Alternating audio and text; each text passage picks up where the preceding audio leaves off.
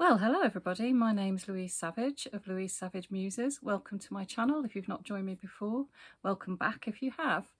You might notice I'm a little bit dolled up today, and that's because I'm off to my nephew's wedding. It's a long time since I've been to a wedding. It's one of those weddings that was postponed because of COVID. So we're all very excited to get together as a family. And also I realised I'm wearing the dress that I wore for my son Simon Savage's wedding some years ago now. 4 years, I want to say. Actually, no, I think it's a lot longer than that. Oh, how doesn't time fly? I'll be in trouble for not knowing. Do I edit this bit? Don't I? I don't know. Anyway, so it sort of got me thinking. I know, about novels that focus on marriages, and I was really struggling for any books that really had a strong marriage within them. And it may be just that my memory's a bit fogged and I've read lots. And I suppose actually, of course, you know, fiction and non-fiction tends to focus on things that go wrong rather than things that go right. So you wouldn't expect there to be masses of novels, perhaps, with beautiful marriages in them. But I really was struggling. And in the end, I could only find 2 novels and 2 works of non-fiction that, to me, represented the best of marriage in various different guises, whatever that means. I've been married twice. I was widowed first time round, sadly, and you know, I'm now very happily married, as I was then, I hasten to add. And you know, for us it was very important to do that. Whether nowadays we might have a civil partnership instead, I'm not sure, because neither of us are religious. But that whole thing about you know, making some sort of pledge or promise or sealing your relationship through your religion, you know, obviously is at the heart of a lot of sort of social expectation and so on. So it did really surprise me that I was struggling so much, and I've made this video partly as a plea because I'd love you lovely people out there to share with me any examples that you can think of, probably of books I've already read some time ago and just forgotten, of marriages that seem very positive. So the first book that I chose, and I suppose it's a bit of an odd choice in a way, well, I think they all are, was The Snow Child by Eowyn Ivey. I don't know if you can see that. It's got that absolutely beautiful cover. And the couple in this really, really stayed in my head. I can't remember the names. I think it... no, I'd be making it up if I said I could remember. But it's about a couple who are in late middle age, I imagine. They might be slightly older. They're living in Alaska in very, very harsh conditions. I think it's, I want to say the 1920s. They're struggling, and they are childless. And this whole, that there was a child in the past who didn't survive, and they live in this very bleak, very isolated place, and actually really only have each other.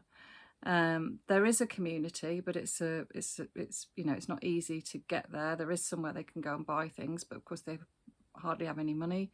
And the novel opens with the husband going to try and he's selling his wife's pies, and he's told that they no longer need, you know, the people that buy the pies don't need them anymore. So you can see they're going to be plunged into even more deprivation through the novel. It's beautiful because it's got Eowyn Ivey is a wonderful, wonderful writer. So far she's only written 2 novels to my knowledge. I wish she'd write some more. I hope she'll write some more, because I think her writing is exquisite, and I think she holds out. I don't think she rushes her writing for the sake of the publisher. I think she doesn't, you know, she doesn't produce a book until she feels it's absolutely ready. And I was lucky enough to see Simon interview her on a book tour she did some years ago at that lovely bookshop in Oswestry. If you're ever in Wales or almost Wales, please go. It's the most fabulous shop.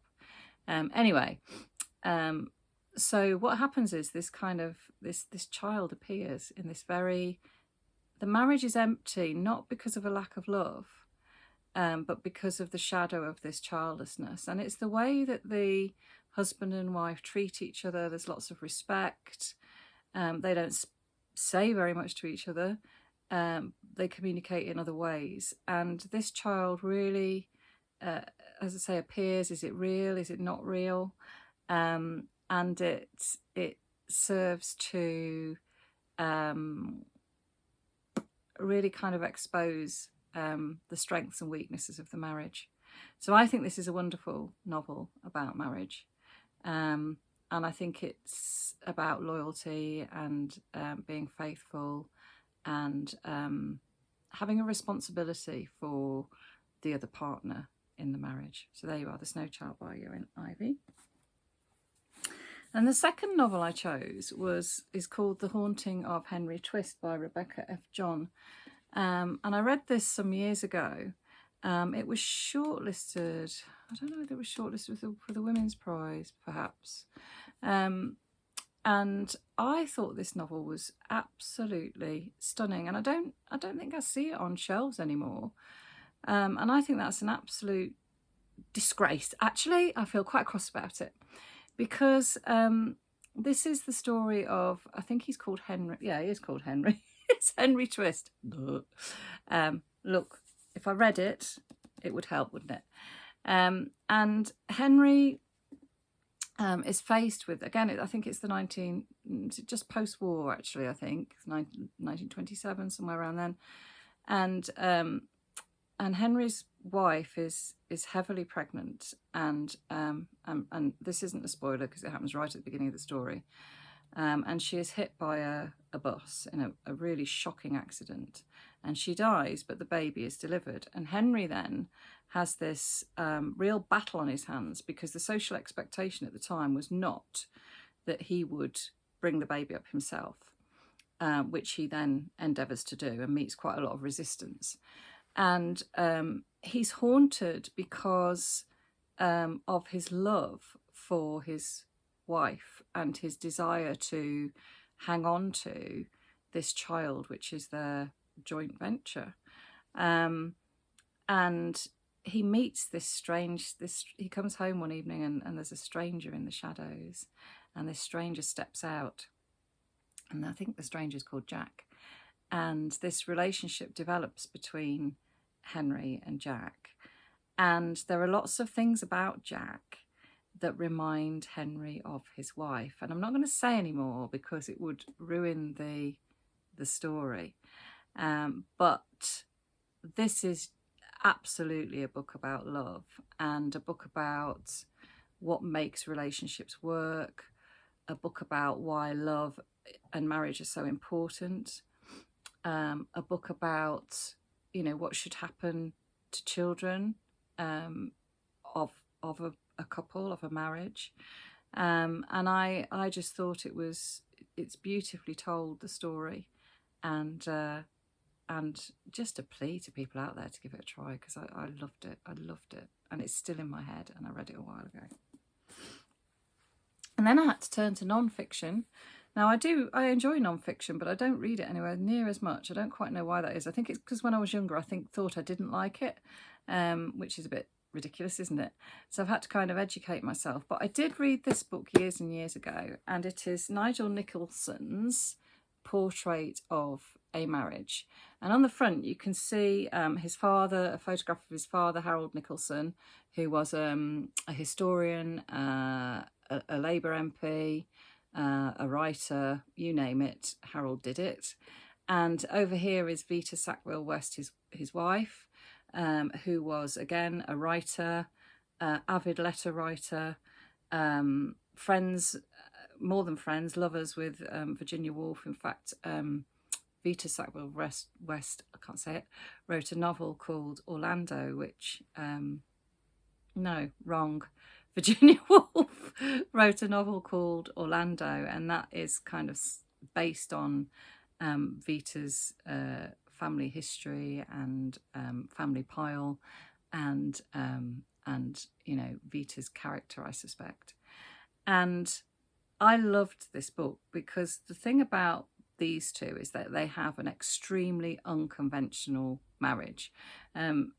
Nigel Nicholson was their son, and he didn't publish this until after both his parents had died. He didn't feel it was appropriate, and I think he wrestled with whether to publish it or not, because it's an extremely intimate portrayal of the marriage. Lots of, you know, after I think Vita died, I think Harold died first and then Vita did in the 1970s, and Nigel Nicholson then was left all her papers, etc., to go through, which I would imagine took a very long time. And in it, he found an account of her affair with Violet. I'm getting terrible with names. Violet somebody. And I you know, I don't think there were any surprises in terms of what he found out about his parents. I think he already knew they had a very open marriage, and both parents had relationships with people of the same sex as well as with each other. So she had these very passionate love affairs, and I suspect so did he. But the point about it is that it was a marriage that lasted nearly 50 years. And it's a real testament to marriage being something more than friendship, being about, you know, growing old together, learning each other's foibles. I've always had this theory that relationships work often on the basis of compatible faults rather than compatible interests. You know, and I think if you can tolerate each other's faults, it's going to work. Or at least, you know, be prepared to work at tolerating those faults and flaws. So I absolutely, I was fascinated by Vita Sackville-West. She was also very, very well known for her gardening and her writing about gardening. She designed a most fantastic garden in Sissinghurst in Kent, and I still have not visited it, and I'm really, really keen to. So at some point I will. Yeah, so just a really interesting marriage with two very, very interesting people involved.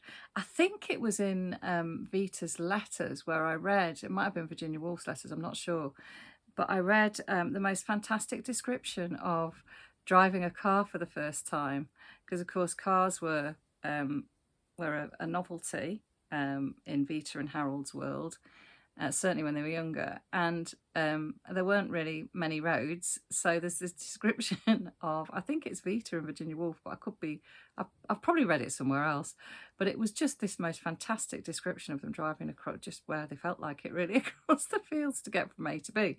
Who knew? Anyway, there we go. So that's that one. And then finally, and I only read this novel because I picked it up off my mum's shelf after she died, and I thought, I have not read A Suitable Boy by Vikram Seth. It's one of those novels that I'm saving up to read when I've got a bit of time on my hands.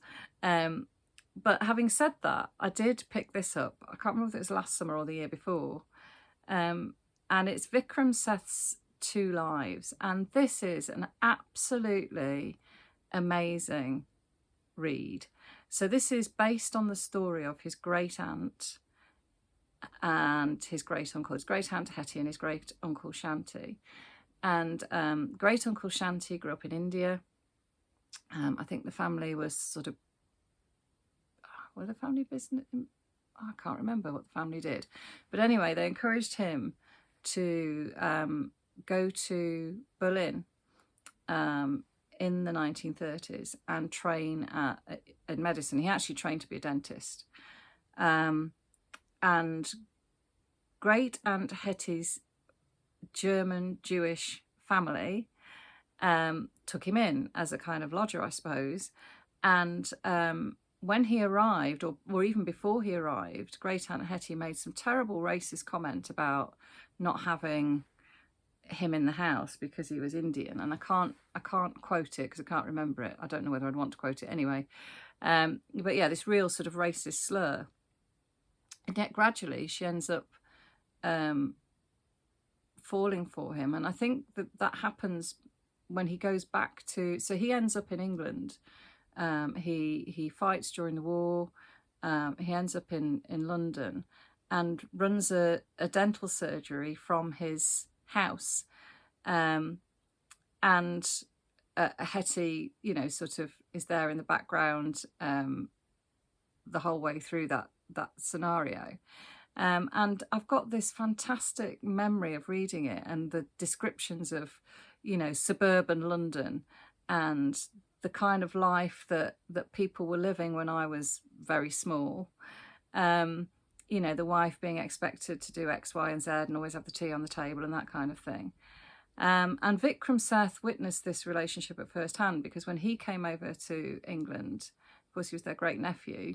He went to live with them for a while and got to know them really, really well, and got to respect them as well. So it's just a fantastic glimpse of a very different aspect of life from the 30s onwards.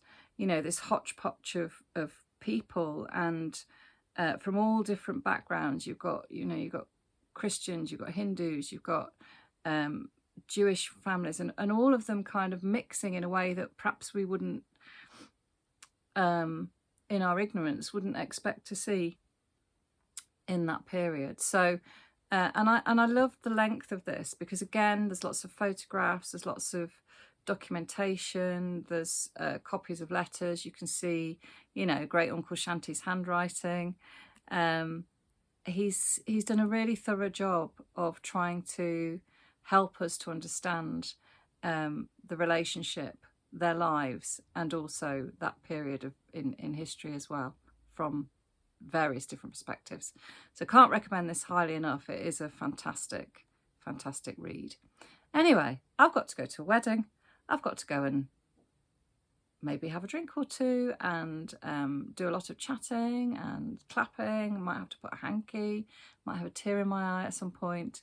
I hope you have a lovely week doing whatever it is you're doing. You might tell that I've broken up for the summer, feeling very chilled, and doing loads of reading, but more about that next week. Anyway, take care everybody. Been lovely to chat to you.